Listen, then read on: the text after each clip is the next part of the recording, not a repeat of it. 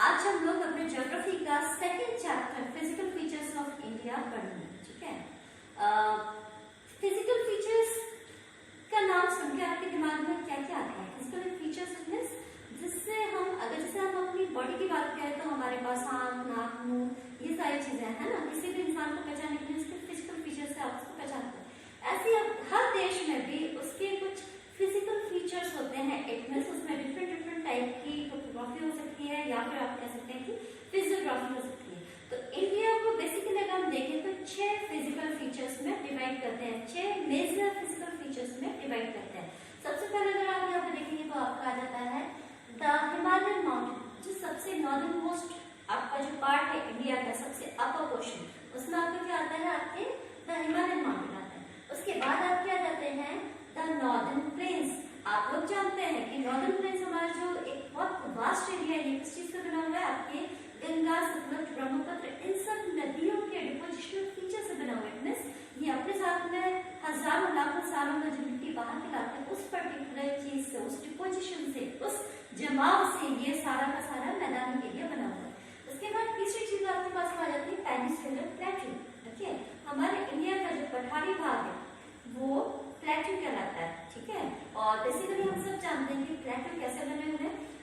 जो volcanic eruption आज से लाखों करोड़ों साल पहले जो वॉल्केनिक इरप्शन हुआ, ठीक है, उसमें जो मैग्मा या लावा निकला, वो जब ठंडा हुआ तो उसकी चट्टानों से टूट कर मिट्टी बनी। ओके, तो वो पर्टिकुलर चट्टान है प्लस मिट्टी, वो सारी चीजें उन्होंने क्या बनाया? आपका प्लेटू रीजन बनाया। ठीक है, उसके बाद में हम देखते हैं इंडियन डेजर्ट। ये भी एक मेजर पार्ट है इंडिया का, फिजिकल फीचर है। डेजर्ट एरिया ऐसे एरिया जहाँ पे सैंड है, जहाँ पे कह सकते हैं कि आपकी पूरी का पूरा रेतीला इलाका है जहाँ पे वेजिटेशन बहुत कम है।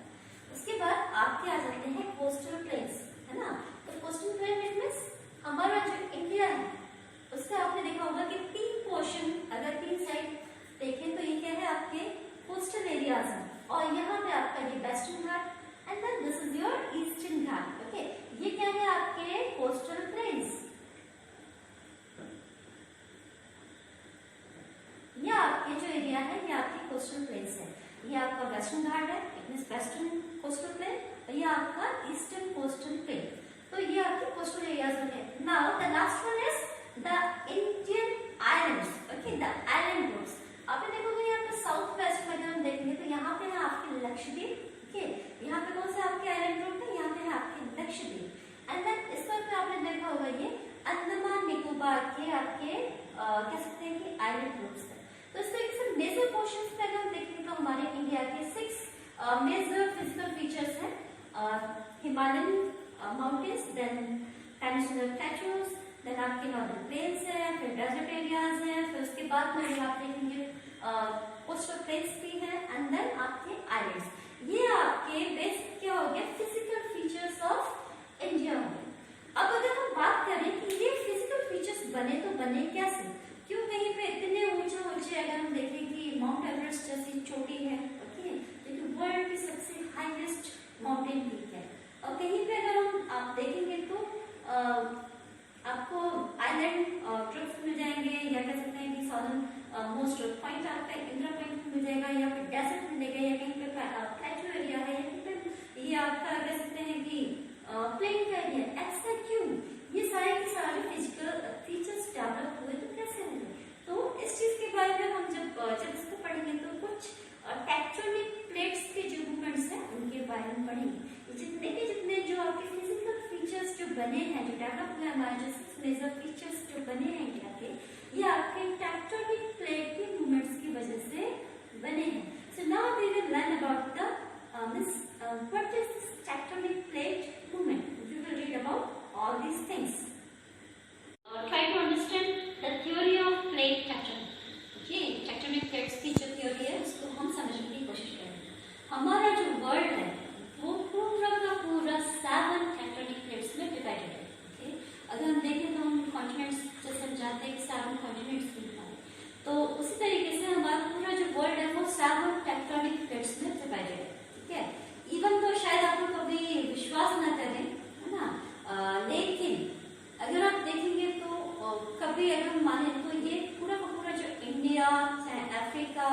अमेरिकन कॉन्टिनेंट, सारे के सारे अगर एक टाइम पे ये सारे के सारे क्या थे, सारे कनेक्टेड थे। So dear children, we were discussing about the theory of tectonic plates.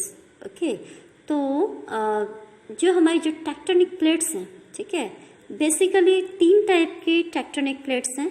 सबसे फर्स्ट आप देख सकते हैं, ये है आपकी convergent boundary. Okay, convergent boundary it means हम कह सकते हैं कि यहाँ पे 2 प्लेट्स आप देख रहे हैं, ये जब एक दूसरे की तरफ आती हैं, ओके, तो ये क्या है आपकी कन्वर्जेंट, एक दूसरे के ऊपर हो सकता है कि ये ओवरलैप भी कर जाए, कई बार एक दूसरे के आमने सामने आते आते एक दूसरे को ओवरलैप भी कर लेती है, तो ये कन्वर्जेंट है, एक दूसरे की तरफ आती हुई एक दूसरे को ओवरलैप भी कर लेती है। इसकी वजह से भी क्या होता है, कई बार मूवमेंट होता है, ठीक है। उसके बाद जो अगर हम सेकंड की बात करते हैं तो वो है डाइवर्जेंट। डाइवर्जेंट वर्ड से ही आपको क्लियर हो रहा है, डाइवर्ट मतलब जो चीज़ अगर हम देखें कि वो डाइवर्ट हो रही है, एक दूसरे से दूर हो रही है। ये देखिए सेकंड वाला जो ऑप्शन है, इसमें क्या हो रहा है, यहाँ पे दोनों प्लेट्स एक दूसरे से दूर जा रही हैं, तो ये क्या है, डाइवर्जेंट प्लेट का एक तरह से कह सकते हैं कि टेक्टोनिक प्लेट का मूवमेंट है, ठीक है, या एग्जाम्पल है। फिर आपका थर्ड जो आ रहा है वो आपका आ रहा है ट्रांसफॉर्म बाउंड्री। ओके, थर्ड है आपकी ट्रांसफॉर्मेट में, इसमें 2 प्लेट्स एक दूसरे के एक तरह से कह सकते हैं कि पैरेलल में सपोज अपोजिट डायरेक्शंस में मूव करती हैं या पास ऑन होती हैं, ठीक है। तो इस तरीके से 3 टाइप का जो मोमेंट है उनकी वजह से क्या होता है, आपके जितने भी जो फिजिकल फीचर्स जो बने हैं, ठीक है, वो डेवलप होते हैं। अभी जैसे हम लोगों ने कई बार देखा कि भूकंप आता है, इट मीन्स अर्थक्वेक आता है। क्यों आता है कि या तो उनमें कन्वर्जेंट बाउंड्रीज में कन्वर्जेंट प्रोसेस हो रहा है, जो कन्वर्जेंट टेक्टोनिक प्लेट्स हैं उनमें उस टाइप का मूवमेंट है, एक दूसरे को ओवरलैप कर रही है, उसकी वजह से भूकंप आ रहा है, या डाइवर्जेंट हो रही है या फिर पास ऑन हो रही है। इट मीन्स अगर 2 अलग अलग प्लेट्स में किसी भी टाइप का कोई भी मूवमेंट होगा तो उसकी वजह से या तो अर्थक्वेक जैसे कह सकते हैं कि कोई हैपनिंग होगी, या फिर जब ये पर्टिकुलर प्रोसेस बहुत ज़्यादा इफेक्टिव होगी तो उसकी वजह से क्या होगा, बड़े मेजर चेंजेस होते हैं, है ना। जैसे कि हमने डिस्कस किया था कि हमारा पूरा का पूरा वर्ल्ड 7 मेजर टेक्टोनिक प्लेट्स में डिवाइडेड है। यहाँ पे आप इस पर्टिकुलर मैप में देख सकते हैं कि हमारा पूरा 7 मेजर टेक्टोनिक प्लेट्स हैं, ठीक है। ये देखिए इसमें जैसे आपको इंडो ऑस्ट्रेलियन प्लेट यहाँ पे दिख रही है, ओके, देन यूरेशियन प्लेट आपको दिख रही है, then North American plate, African plate, South American plate, okay, Pacific plate, North American plate, and then Eurasian plate. Like that, you can see that 7 different plates are there. पूरा का पूरा world 7 major tectonic plates में divided है, okay. अगर जैसे हमने पहले भी डिस्कस किया थोड़ा सा भी कि एक टाइम ऐसा था कि जब ये सारे के सारे जो कंट्रीज कॉन्टिनेंट्स थे या जो प्लेट्स थी एक दूसरे से कनेक्टेड थी, ओके। आप इस चीज़ को देख भी सकते हैं, अगर हम आज की डेट में अगर ये मैप के टुकड़ों को अगर हम कह सकते हैं कि एडजस्ट करें कहीं पे, तो भी आपको ये समझ में आएगा कि हम ये कहीं ना कहीं एक ही लैंड का पार्ट थे।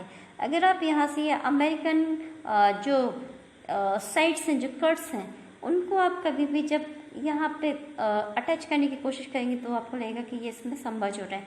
एंड देन उसी तरीके से ये अफ्रीकन कॉन्टिनेंट की जो प्लेट्स हैं वो अमेरिकन के साथ में अटैच हो रही हैं, और इसी तरीके से आपका ये इंडिया, ऑस्ट्रेलिया, सारे के सारे एक साथ कनेक्टेड थे, सारी प्लेट्स कनेक्टेड थी। But due to these tectonic movements, चाहे फिर वो फोल्डिंग की एक्टिविटीज़ रही हो या फिर कह सकते हैं कि वॉल्केनिक एक्टिविटीज़ रही हो, इन सब की वजह से क्या हुआ, एक जो हमारी सपोज हम कह सकते हैं कि मान लीजिए कि हमारे पास में एक गोल सी प्लेट है, ओके। हमारे जो टेक्टोनिक प्लेट्स का जो मूवमेंट हुआ वो लगभग ऐसे हुआ कि सपोज हमारा पूरा का पूरा लैंड इस तरीके से गोल प्लेट की फॉर्म में था, और जब इसमें अलग अलग मूवमेंट्स हुई, अलग अलग प्लेट्स की मूवमेंट्स हुई, तो क्या हुआ, ये लगभग अलग अलग उसमें डिवाइड हो गया, ओके। इसमें क्रैक्स आए और ये धीरे धीरे इसके जो पार्ट्स थे वो क्या हुआ, वो दूर होते चले गए, है ना। जिससे कि आज के हमारे जो वर्ल्ड का जो मैप हमको देखने को मिलता है वो उसी का नतीजा है। अदरवाइज पहले कभी एक ऐसा टाइम था जब ये पूरा का पूरा एरिया क्या था, एक साथ कनेक्टेड था, और उसको हम गोंडवाना लैंड के नाम से जानते हैं। इट मीन्स जब पूरा का पूरा लैंड आपका कह सकते हैं कि चाहे वो India, Australia, south Africa, south America, Antarctica, ये सारा का सारा लैंड जब एक साथ कनेक्टेड था तो उस एरिया को क्या बोलते थे, गोंडवाना लैंड। ओके, तो ये जो कनेक्टेड, जो पूरा का पूरा एक लैंड मास, जैसे हमने एक प्लेट का फॉर्म बनाया, जब एक साथ कनेक्टेड था तो उसको हम गोंडवाना लैंड के नाम से जानते थे। ठीक है, अब यही जैसे हमने देखा कि चाहे वो फोल्डिंग की प्रोसेस हो या फिर हमने जो 3 डिफरेंट टाइप की कन्वर्जेंट, डाइवर्जेंट और ट्रांसफॉर्म जो प्रोसेस देखी प्लेट्स की, ओके, टेक्टोनिक प्लेट्स की, उन सब की वजह से ही क्या हुआ कि अगर हम देख सकते हैं तो चाहे हमारे इंडिया में वो माउंटेन्स बनते हैं या फिर प्लेट्यू का फॉर्मेशन होता है ना, ये सारे, या फिर डेजर्ट्स हैं या आपके आइलैंड्स हैं या प्लेन्स हैं, तो कहीं ना कहीं ये सारी चीज़ों के लिए ये डिफरेंट टाइप के जो मोमेंट्स हैं वो इसके लिए रिस्पॉन्सिबल हैं। अब हमारा सबसे फर्स्ट जो मेजर फिजिकल फीचर है वो है आपका द हिमालयन माउंटेन। ये सबसे फर्स्ट आपका फिजिकल फीचर है। तो अगर हम इसकी बात करें कि हाउ हिमालयाज वर फॉर्म्ड, कि हिमालय कैसे बने या फॉर्मेशन ऑफ हिमालयाज की बात करें तो ये कैसे डेवलप हुए, तो उसके लिए हम थोड़ा सा यहाँ पे समझेंगे कि जब आपकी इंडो ऑस्ट्रेलियन प्लेट, ओके, ये इंडो ऑस्ट्रेलियन प्लेट एक दूसरे से अलग हुई, okay, from the Gondwana land की जो इंडो ऑस्ट्रेलियन प्लेट थी जब एक दूसरे से अलग हुई नॉर्थ की तरफ, जैसे हमारा जो इंडियन जो प्लेट था वो जब उस तरफ को बढ़ा, ओके, जब ये इस टाइप की जो प्लेट्स जब एक दूसरे से अलग हुई तो उसकी वजह से क्या हुआ, कॉलिजन का प्रोसेस हुआ, एंड देन उसके बाद में उसी की वजह से कह सकते हैं कि फोल्डेड माउंटेन, जो हमारे जो हिमालयाज हैं वो कौन से हैं, फोल्डेड माउंटेन्स हैं। हिमालय फोल्डेड माउंटेन है, साथ ही साथ में ये क्या है, वर्ल्ड के, पूरे वर्ल्ड के यंगेस्ट माउंटेन रेंज है एक तरह से, ओके, बाकी सब हिमालय से बहुत पहले बन चुके हैं, तो हिमालय पूरे वर्ल्ड का सबसे यंगेस्ट माउंटेन रेंज भी है, साथ ही साथ में ये कैसे है, फोल्डेड माउंटेन है। इट मीन्स जब फोल्डिंग का प्रोसेस हुआ था टेक्टोनिक प्लेट्स में, उस समय पे जब कह सकते हैं कि ये इंडो ऑस्ट्रेलियन प्लेट्स जब एक दूसरे से सेपरेट हुई एंड कोलिजन का प्रोसेस हुआ, उसके बाद फोल्डिंग का जो प्रोसेस हुआ, जैसे कि हम कह सकते हैं कि जब आप कभी अपने बुक के पेजेस को एकदम से दोनों तरफ से जब प्रेशर डालते हैं, ओके, तो वो क्या होता है, ऊपर की तरफ एक पर्टिकुलर पोर्शन उठता है। ऐसे ही जब ये जो हमारे जो हिमालय है वो कैसे, वो फोल्डेड माउंटेन है, फोल्डिंग का जो प्रोसेस था उससे वो डेवलप हुआ है। साथ ही साथ ये कैसे है, ये आपके यंगेस्ट माउंटेन रेंज भी है। तो हमारे हिमालयस कैसे आपका यंगेस्ट माउंटेन रेंज है। साथ ही साथ आप इसको देख सकते हैं यहाँ पे जम्मू कश्मीर के नॉर्थ वेस्ट एरिया से पूरा लेके ये आपके अरुणाचल, नॉर्थ ईस्ट के अरुणाचल तक, ओके, ये आपके यहाँ पे नॉर्थ वेस्ट जम्मू से लेके जम्मू कश्मीर से लेके पूरा का पूरा यहाँ पे अरुणाचल तक एक सोर्ड की फॉर्म में फैला हुआ है, एक तलवार की फॉर्म में फैला हुआ है, जो लगभग आपका ये पूरा का पूरा एक तरह से देखा जाए तो 2400 किलोमीटर्स की रेंज में फैला हुआ है। साथ ही साथ अगर हम देखेंगे तो हिमालयाज को हम 3 कैटेगरीज में डिवाइड कर सकते हैं, है ना। एक तो सबसे आपके जो मेन है great Himalayas, then greater Himalayas and then Shivaliks. यहाँ पे आपके 3 रेंजेस को आप देख सकते हैं, ठीक है। सबसे पहले आपकी जो जिसमें सबसे ज़्यादा हाईएस्ट पीक है पूरे वर्ल्ड की, ओके, वो आपका क्या है, वो आपका ग्रेटेस्ट मतलब आपका ग्रेट हिमालयाज है, ओके। जो अपर लेयर है जहाँ पे सारी की सारी जो हाईएस्ट माउंटेन रेंज है, चाहे वो अपने इंडिया की हो K2 या फिर कह सकते हैं कि नेपाल की एवरेस्ट हो, है ना, जिसमें सबसे हाईएस्ट पीक है वो आपका द ग्रेट हिमालय का पोर्शन है। एंड तो जैसे कि हम देख सकते हैं कि हिमालय बेसिकली 3 अलग अलग कैटेगरीज में डिवाइडेड है, ओके। जो हमारा पूरा का पूरा अगर हम पोर्शन देखेंगे तो इसको 3 पार्ट्स में डिवाइड किया गया।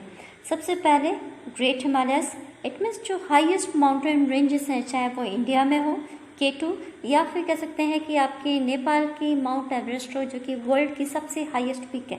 ये सब किस में है आपकी, ये आपकी ग्रेट हिमालय में है।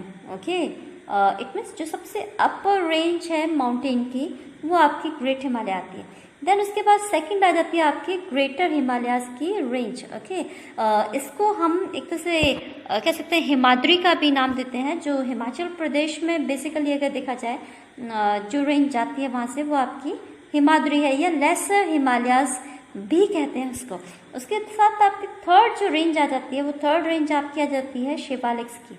इट मीन्स ये आपके सबसे लोएस्ट कैटेगरी कह सकते हैं, यहाँ पे हाइट सबसे कम होती है हिमालयाज की, तो ये आपके लेसर या शिवालिक्स इनको बोला जाता है। तो ग्रेट, देन आपके हिमाद्री, ओके, एंड देन आपके शिवालिक्स, ये 3 अलग अलग रेंज हैं।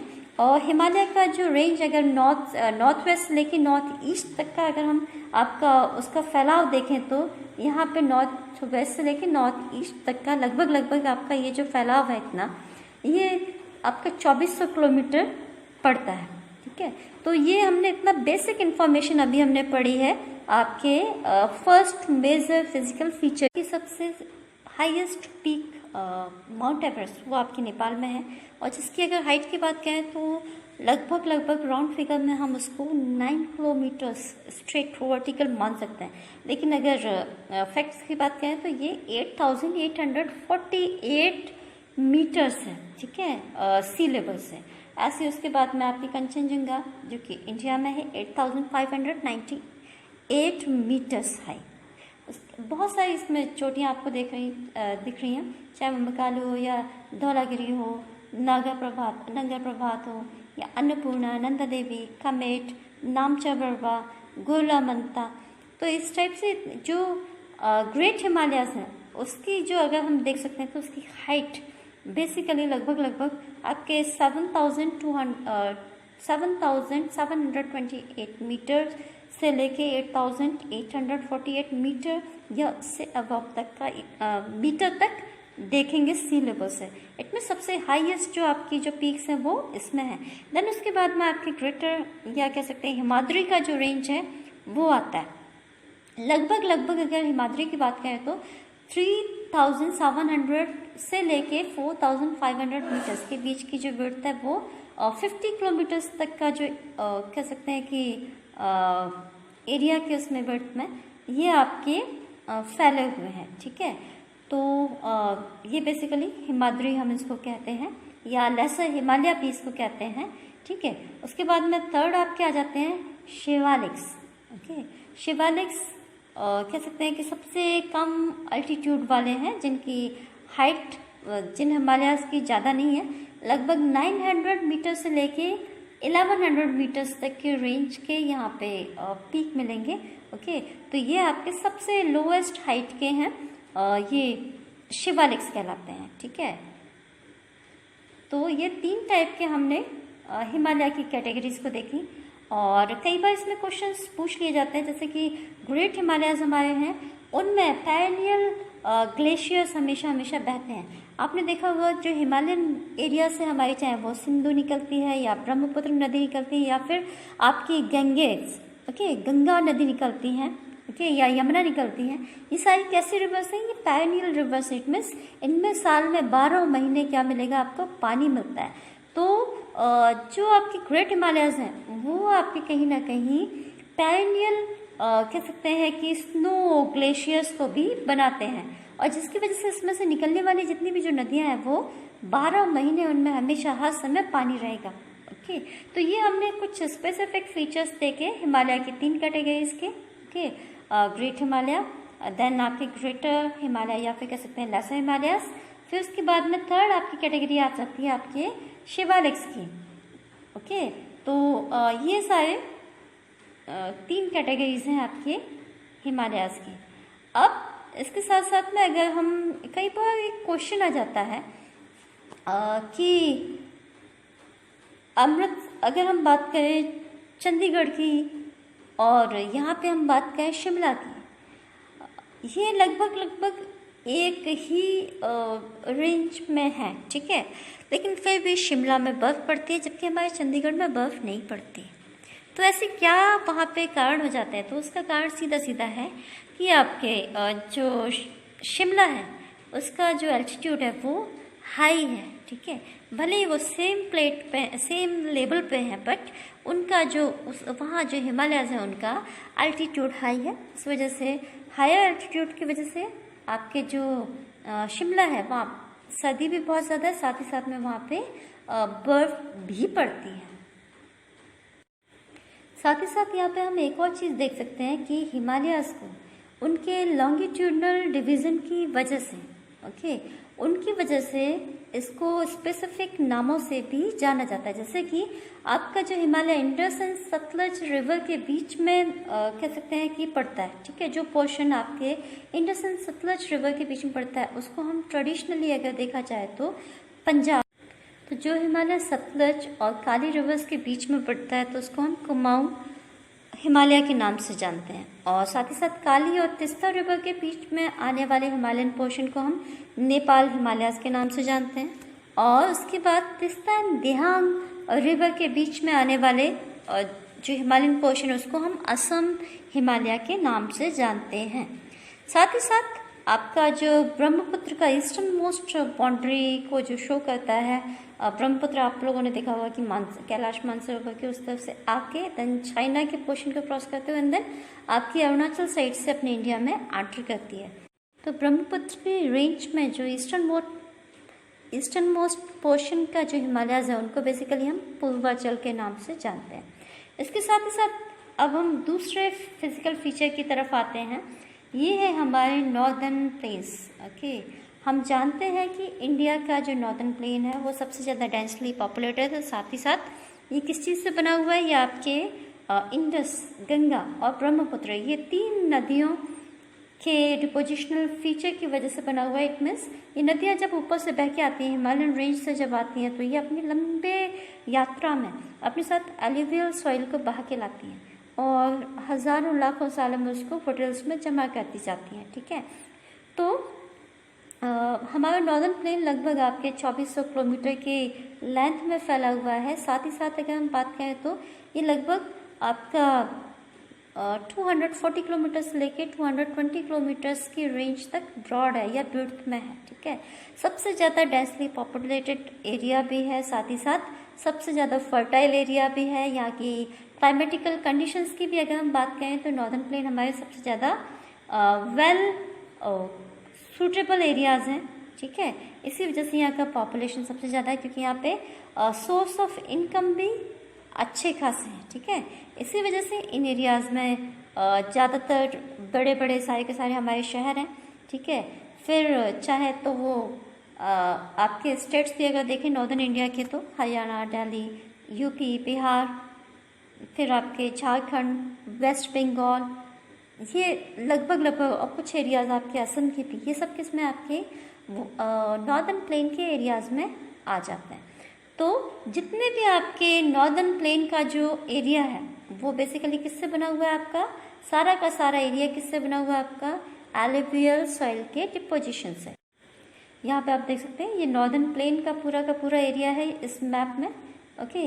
ये यहाँ पूरा ये क्या है? आपका नॉर्दर्न प्लेन का एरिया है जो कि आपके इंडस, गंगा और ब्रह्मपुत्र इन सब नदियों के द्वारा जो एलुवियल सॉइल जमा की गई या जलोढ़ मिट्टी जिसको कहते हैं उससे ये पूरा का पूरा बना हुआ है। और ये एलुवियल सॉइल हमारे ये नॉर्दर्न प्लेन्स क्या है? सबसे ज़्यादा उपजाऊ हैं। इस वजह से यहाँ पे जनसंख्या का घनत्व भी बहुत ज़्यादा है क्योंकि उनको रोजगार के भरपूर साधन यहाँ पे मिलते हैं। आज के वीडियो में बस इतना ही। अगले वीडियो में हम बाकी के फिजिकल फीचर्स के बारे में डिस्कस करेंगे। तब तक आप चैप्टर को भी पढ़िए, वीडियो को भी देखिए और जो भी आपको जो प्रॉब्लम्स आती हैं उनको कमेंट में लिखिए। Thank you.